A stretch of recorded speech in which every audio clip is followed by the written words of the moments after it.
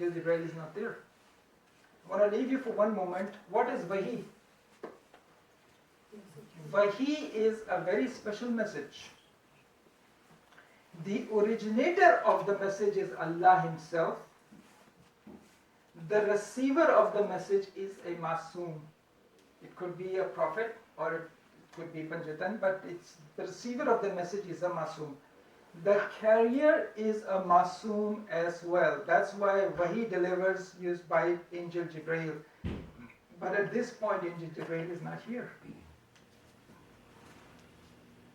So Quran is describing who was that person then.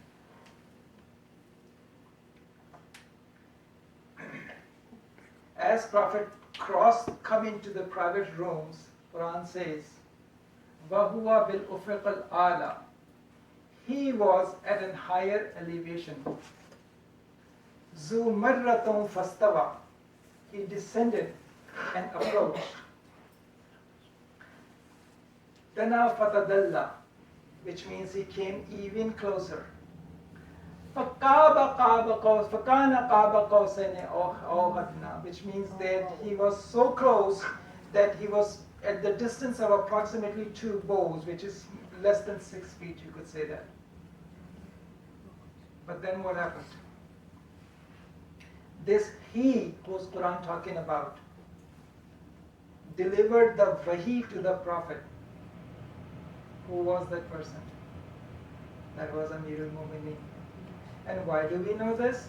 Because once the ascension happened, the next day when Rasulullah came to the Masjid-e-Kufa, Imam Ali said, are you going to detail what happened last night or am I going to do that? And Rasulullah said no, because Amirul Mu'mineen was present during Mi'raj in their particular quarter, so that's why he knew it. This is, in my opinion, the biggest virtue, the biggest blessing of Amirul Mu'mineen alayhi salam, that he was chosen to deliver the Wahi from God to the Prophet in those private chambers. Salawat, please.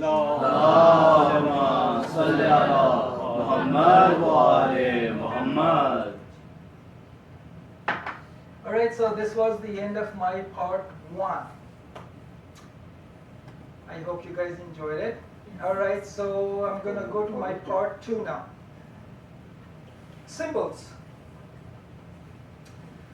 There are certain symbols which are good symbols. Similarly, there are certain symbols which are not so good symbols. I'm going to tell you about a symbol and you guys will tell me, is it good or bad? Punjab. Alam. Is it a good symbol? Yes, it is. And it has got a whole story behind it. If I will put the crib in front of you, the jhula, is it good? You guys know all the story behind it. So these are positive symbols. The Zuljana, the Zulfiqar, these are all positive symbols. And you guys all know about that too. I want to identify one of these symbols which is negative.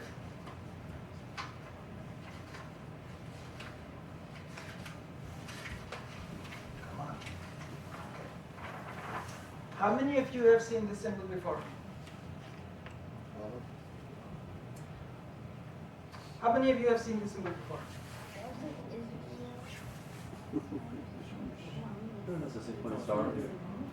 This is not a star of David. It's 2 squares. It's in the mosque. It's like Absolutely. Thank you very much. The symbol, it's basically just 2 squares wrapped on top of each other. And what it makes is like an 8-pointed star. Somehow or the other, this symbol has penetrated amongst ourselves. You will see that on sajdagas, you will see them in mosques, you will see them on janamaz and stuff like that. But what is it? Is it a positive symbol? Is it a negative symbol? What is it? Is it art?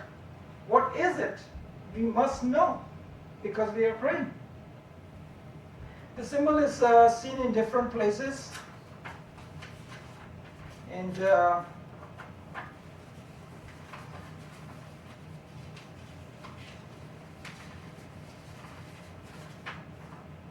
Here it is in Masjid Nabawi, Yes. the shrine of. But this symbol is also present in movies. This is a scene which I printed from a movie.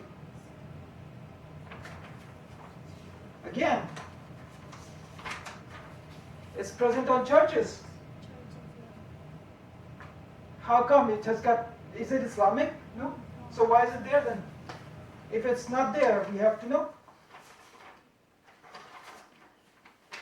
This symbol is even present in the cave of the seven sleepers in Jordan. Oh, really? Wow. It is before Islam. So why this symbol is there then? What does it have to do with us? Why we are praying on it? It's on our prayer rods. The symbol is there. It is before Islam. So what is it then?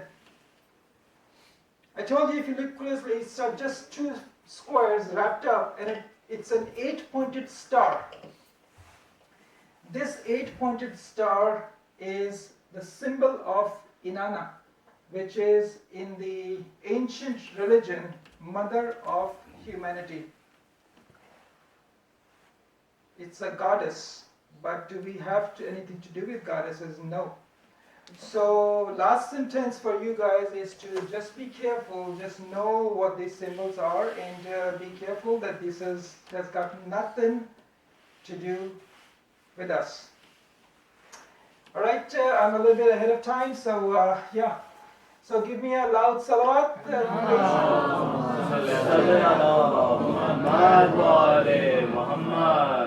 To recap, I've just very quickly, I've told you a little bit about Maula's leadership and swordsmanships and Maula's poetry, and then I told you about Jannat al-Mawa, I told you about Abu Turab, and I told you about Sidratul Muntaha. And then I told you a little bit about that this is the best blessing which Maula received, is that he was the bearer of the wahi from Allah to Prophet Muhammad in those private chambers where there was no one. And then I told you a little bit about the symbol. So this is the end of my session, and I'm here for Q&A. Give me a loud salawat, and that's the end.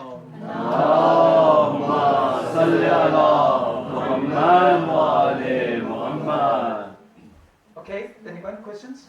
The star you are talking about is also on Israeli flag. What is what? Hold on. I may be wrong. The Star of David. I mean, does it have any correlation with what you're talking about? No. Star of David is actually not Star of David. They want you to know it's the Star of David. That's not the Star of David. I had another a session about Yajuj Majuj, and in that one I a little bit described about it. But that's supposedly the symbol which is on Israeli flag that has got 6 points. This particular one has got 8 points. Two triangles instead of two squares. Correct. And those triangles means everything different. Sir. So Allah himself talked to Ali about giving the wahi to Prophet Muhammad. You see, thank you very much. There is a particular thing, there's a process which is called as a protocol. There was no need, absolutely no need for Angel Jibreel to bring the wahi from Allah to the Prophet. But Prophet is so far high up, he is the best of Allah's bande or Allah's piousness or pious. So that's why the protocol existed for Allah to say bring the wahi to Prophet Muhammad. It was a similar process. Quran, Surah number 53, Awha ma awha, abadahi ma awha, which means that the wahi was delivered. So yes, that's correct. Allah was, Imam Ali Maulai Kainat was instructed to deliver this wahi. That's right. Now, what is the process? Does Allah speak directly to Prophet Muhammad or to Imam Ali or to Angel Jibreel? I don't know about that. There must be, sir. The wahis, as you mentioned, wahis are to the prophets. Correct. Do they also are addressed to Masumeen? That is also a very good question. In Surah Maryam, Surah number 19, there are certain things, and it's also in Surah Taha, bearer, the receiver of the wahi has to be masoom. So yes, that's correct. It could be, I'm not so sure that this is going to happen, but the receiver of the wahi has to be a masoom. So does wahi came to Imam Hussain Islam? I don't know about that, but of course he was masoom, so it could be. The receiver has to be masoom, please. You asked something in the beginning of the lecture, before the beginning of the lecture about Kaaba. I didn't get the question. Like, the floor of the Kaaba came up, or I mean, I'm not clear because what we have heard that the door of Kaaba got shut, like it opened and Bibi Amna went in. I didn't get it. Like it came up or it came down. Thank you very much. Thank you. Bibi Fatma. Yeah.